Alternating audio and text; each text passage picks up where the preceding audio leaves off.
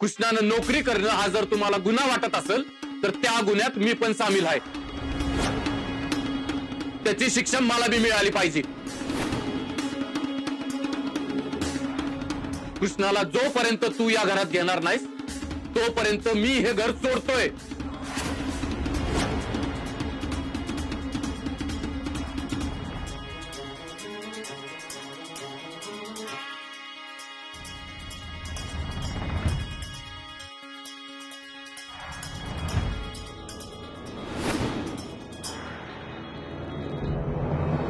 रंजे, बघ तुला म्हणलं होतं का नाही, कृष्णी रायाला तुझ्यापासून लांब करायला बी कमी करणार नाही म्हणून. तिने घर तोडलंय माझं. आता बघतेच मी ही परत कशी येते.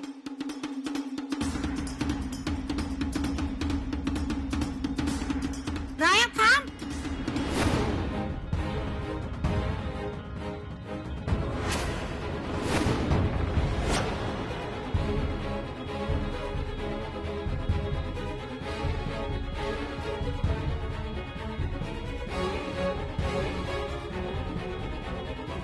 कोणाला विचारून तुम्ही हे घर सोडून निघालाय?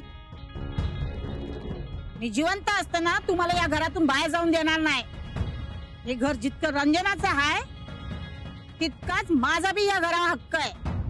तुम्ही दोघं कुठं जाणार नाही. जाऊ दे आम्हाला आजी. या घरात माणसांच्या आनंदापेक्षा जास्त लोकांना इज्जतीची काळजी आहे. आणि जिथं माणसांना किंमतच नाही तिथं मी थांबणार नाही. चल. थांब राया, मी शब्द देते तुला, कृष्णाला या घरात तिच्या मनाप्रमाणे जगण्याचं पूर्ण स्वातंत्र्य मिळेल. वाईस जरा धीर धर. कृष्णे, अगं यो गरम डोक्याचा आहे, ह्याला सवयच आहे एक घाव दोन तुकडे करायचे. पण तू समजूतदार आहे. हे घर तोडायचं पाप तुझ्या डोक्यावर घेऊ नकोस. तू घर जोडणारी पोरगी आहेस, घर तोडणारी नाही.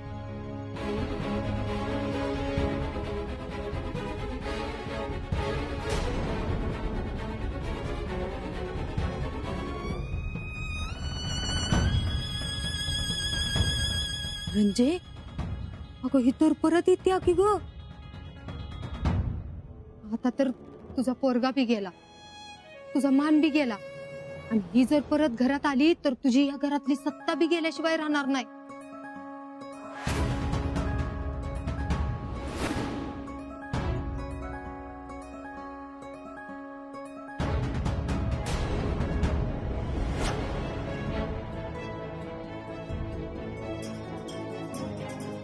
मी बोले नंतर तिच्याशी.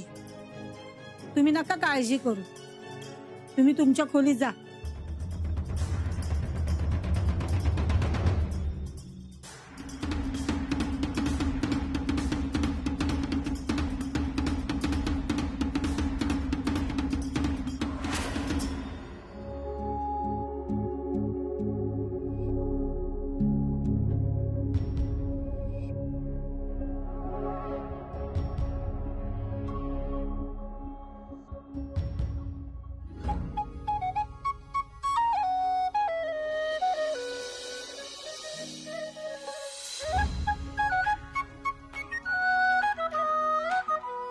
राया, मला कधीच वाटलं नव्हतं तू माझ्या पाठीशी उभा राहशील, माझी बाजू घेशील.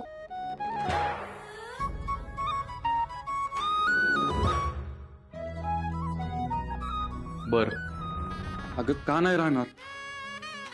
बायको आहेस तू माझी.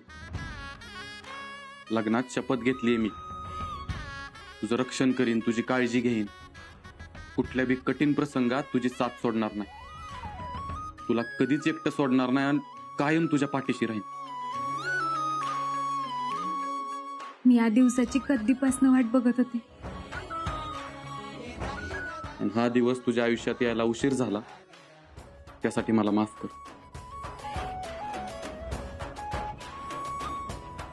कृष्णा, कुठं हरवलीस? काय झालं? नाही, काय नाही.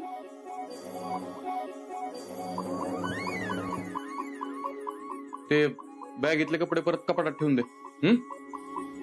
राया,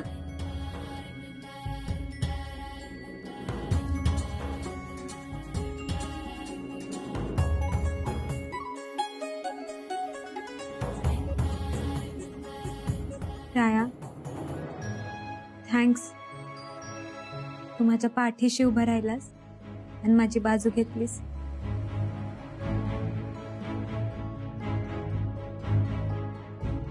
ते भाऊसाहेबांना शब्द दिलाय ना मी की तुला कसला त्रास होऊ देणार नाही, तुझ्या कामाच्या तुझ्या शिक्षणाच्या आड येणार नाही. तोच शब्द फक्त मी पाळलाय, बाकी असं विशेष काय नाही केलं. आणि तुला तर चांगलंच माहित आहे भाऊसाहेबांना दिलेला शब्द माझ्यासाठी किती महत्वाचा आहे.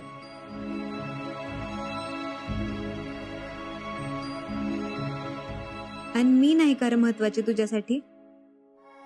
काय गरज होती का त्या म्हातारीला मध्ये मध्ये तडमडायची? पुढं काय होणार आहे कोणाच ठाऊक. मला बी तीच कळना झाले. मला वाटलं नव्हतं ते राया इतका बदलल म्हणून. मला बी वाटलं नव्हतं की राय इतका हुशार निघाल म्हणून. मम्मी, आता मी त्याला काय बी सांगितलं ना, तो माझं ऐकायला असं मला नाही वाटत. आता ऐकून ना ऐकून काय उपयोग आहे तवा? त्याला जे करायचं होतं ते त्याने केलंच की. माझं समद कष्ट वाया घालवलं. नाहीतर काय, मला तर वाटलं होतं की हा समदा खेळ रायाच्या डोक्याच्या बाहेरचा आहे, तो यात लक्ष नाही घालणार.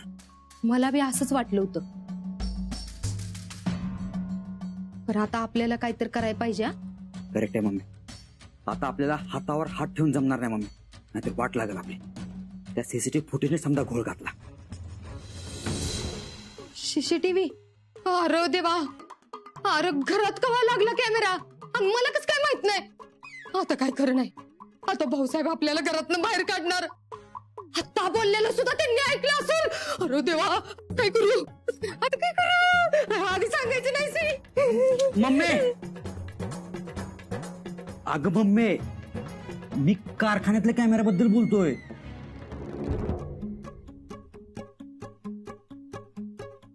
आधी सांगायचं नाही सी.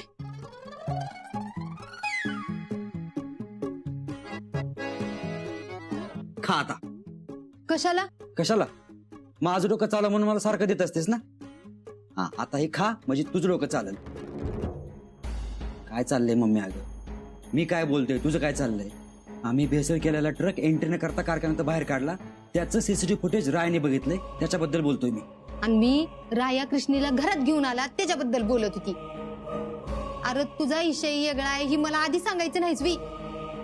मी किती टेन्शन मध्ये आली होती म्हणजे अजून बी टेन्शन मध्ये आहेच. इकडं माझा कृष्णीला धडा शिकवायचा पेल्यान फसला आणि तिकडं तू माती खाल्लीस. आता काय करायचं? आपल्याला पहिलं आता ह्यातनं बाहेर पडायला पाहिजे. आणि मम्मी, जर नाही पडलो तर?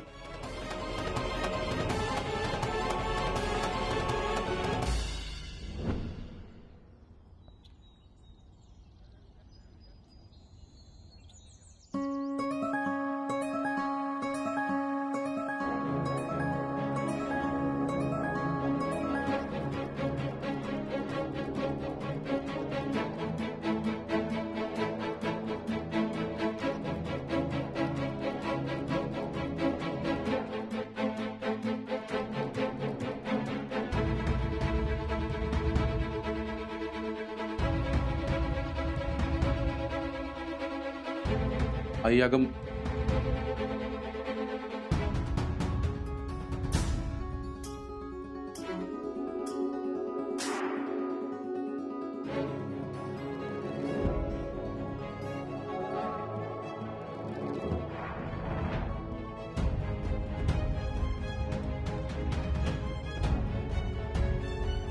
काय चाललंय राया?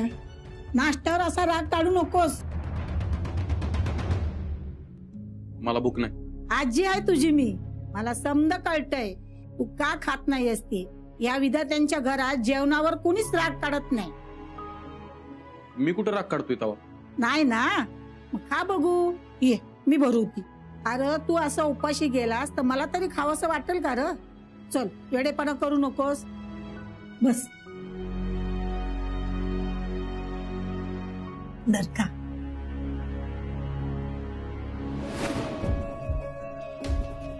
कृष्णाला जोपर्यंत तू या घरात घेणार नाहीस तोपर्यंत मी हे घर सोडतोय.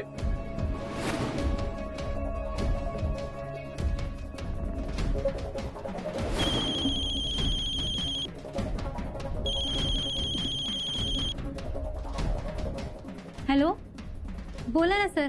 मिसेस विदाते, काल तुम्ही इंटरव्ह्यू द्यायला आला होतात ना? हो सर. अभिनंदन, तुमचं सिलेक्शन झालंय. तुम्ही आमची कंपनी जॉईन करू शकता. तुमचं ऑफर लेटर रेडी आहे. तेवढं फक्त अजून कलेक्ट करा आणि येताना तुमचे डॉक्युमेंट्स पुन्हा घेऊन या. Thank you so much sir.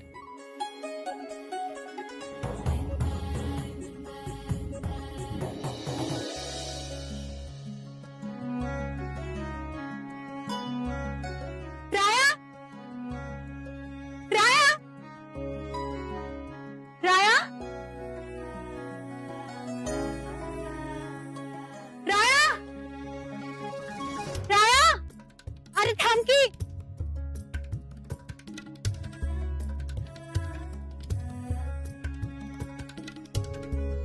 असं का होतं? माझ्या आयुष्यातल्या आनंदाच्या क्षणी तू माझ्यासोबत का नसतोस राया?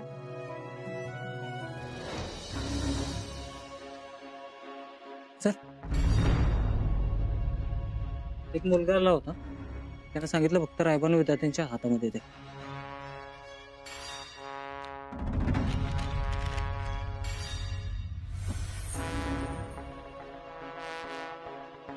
पेनड्राईव्ह.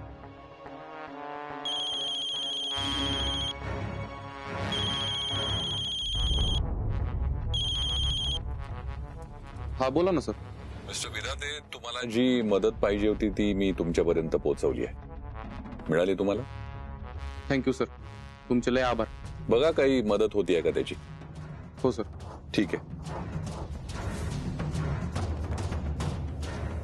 रायसाहेब, या फाईलवर सही हवी ती. नंतर करतो. आणि हो, मी जोपर्यंत सांगत नाही तोपर्यंत केबिन मध्ये कुणालाच पाठवू नका. हा, ठीक आहे.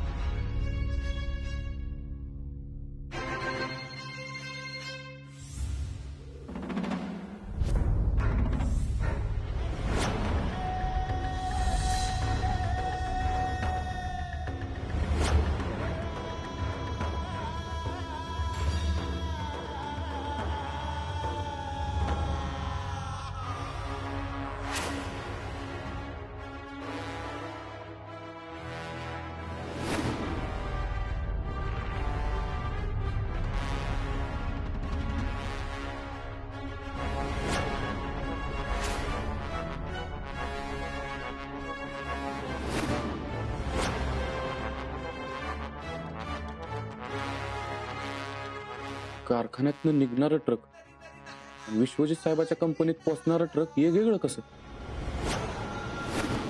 ट्रक तिथं पोहोचेपर्यंत बदललं कसं काय?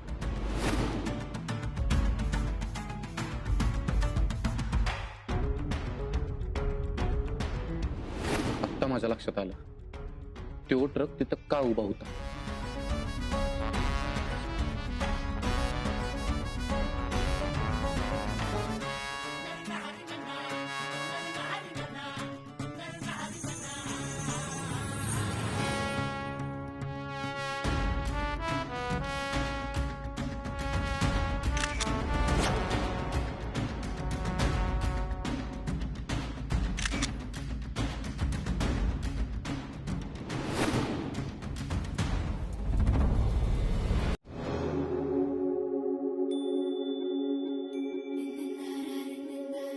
नोकरी मिळाली, आता सगळं टेन्शन निघून जाईल.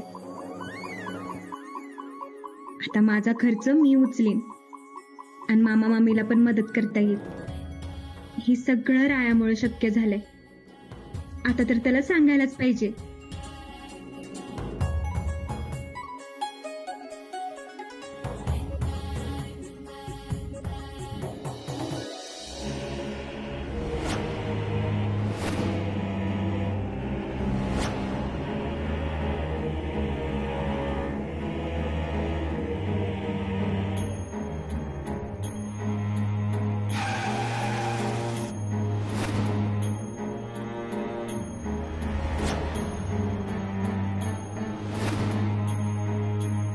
मिसेस विधाते,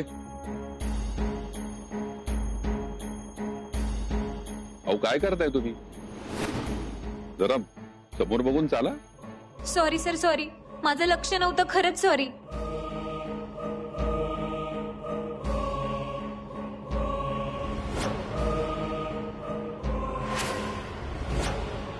शिंदे असोसिएट्सचं एनवलप तुमच्याकडे कसं? काही कामानिमित्त आला होतात का? हो, ते मी शिंदे असोसिएट्स मध्ये लवकरच नोकरीसाठी जॉईन होणार आहे. नोकरीसाठी? नोकरीसाठी म्हणजे तुम्ही त्या कोहिनूर इंडस्ट्रीजची नोकरी सोडली, त्याचा राजीनामा दिला? म्हणजे त्या भेसळवाल्या मालाचा दोष त्यांनी तुमच्यावर टाकलाय, त्याची सगळी जबाबदारी त्यांनी तुमच्यावर टाकली, हो ना?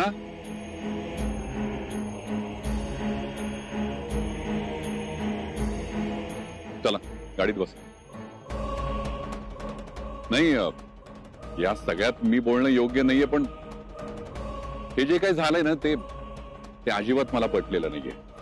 तो चला गाडीत बस. या. सॉरी सर, मला नाही येता येणार, मला जावं लागेल.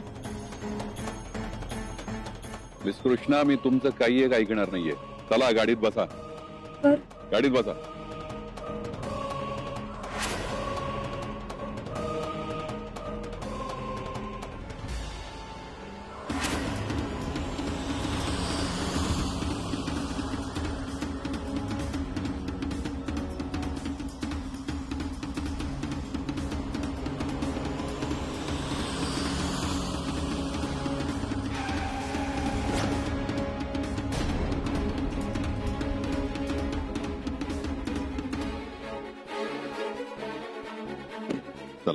सर, मला विषय नाही वाढवायचा, जाऊ दे ना सर.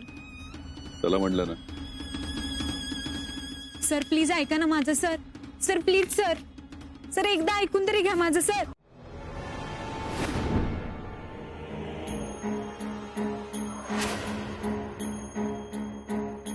सर बसा ना.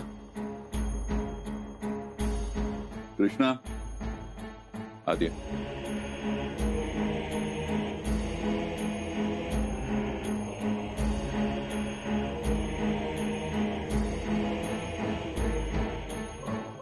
मिस्टर विधाते, मी तुमच्या कंपनीत जेव्हा यांना पहिल्यांदा पाहिलं त्यावेळी मला वाटलं होतं की तुम्हाला माणसांची फार चांगली पारख आहे, पण मी चुकीचं ठरलो. तर तुम्ही नक्की कशाबद्दल बोलताय? मिस कृष्णाबद्दल. तुम्ही त्या भेसळीच्या हळदीबद्दल यांना जबाबदार धरले. मिस्टर विधाते, तुम्हाला माहितीये का मी यांना 1,00,000 रुपये पगाराची ऑफर दिली होती आणि त्यांनी ती नाकारली. का? काय कारण होतं माहितीये? त्यांना या तुमच्या कारखान्याशी प्रामाणिक राहायचं होतं. पैशापेक्षा त्यांना या कारखान्याशी इथं असलेल्या माणसांचं नातं, भाऊसाहेबांनी दाखवलेला विश्वास, हा सगळ्यात जास्त मोलाचा आणि किमती वाटला होता. त्यांच्या जागी दुसरं कोणी असतं ना तर त्यांनी केव्हाच तुमची ही नोकरी सोडून माझी ऑफर स्वीकारली असती. यांच्या इतकी प्रामाणिक व्यक्ती मी माझ्या आयुष्यात पाहिली नाही.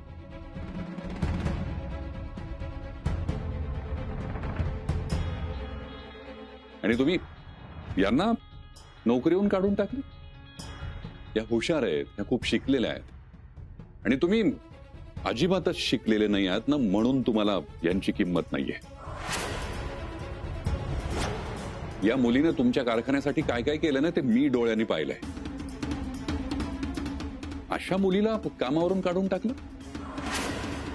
तुमच्या कंपनी सोबतचं डील कॅन्सल केल्याचा आज मला आनंद होतोय मिस्टर विधाते.